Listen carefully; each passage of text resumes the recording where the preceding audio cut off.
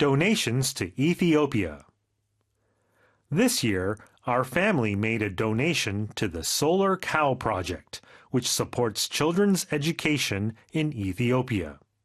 The Solar Cow Project is a program in Africa where kids can charge batteries from a cow-shaped solar-powered station installed at their school. Then they take the charged batteries home to use for lights or phone chargers. By showing up for school, students can bring electricity home. This has the effect of connecting education with support for their family's livelihood. Ethiopia holds a special place in our hearts because it was the only African country that sent troops to help South Korea during the Korean War. That's why this donation felt especially meaningful to us. Donations to Ethiopia. This year, our family made a donation to the Solar Cow Project, which supports children's education in Ethiopia.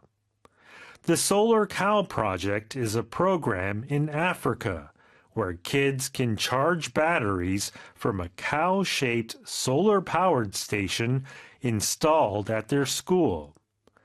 Then they take the charged batteries home to use for lights or phone chargers. By showing up for school, students can bring electricity home. This has the effect of connecting education with support for their family's livelihood.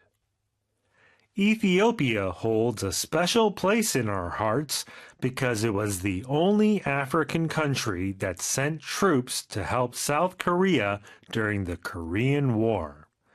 That's why this donation felt especially meaningful to us.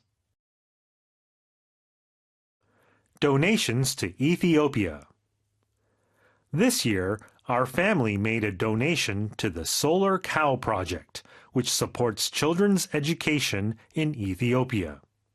The Solar Cow Project is a program in Africa where kids can charge batteries from a cow-shaped solar-powered station installed at their school.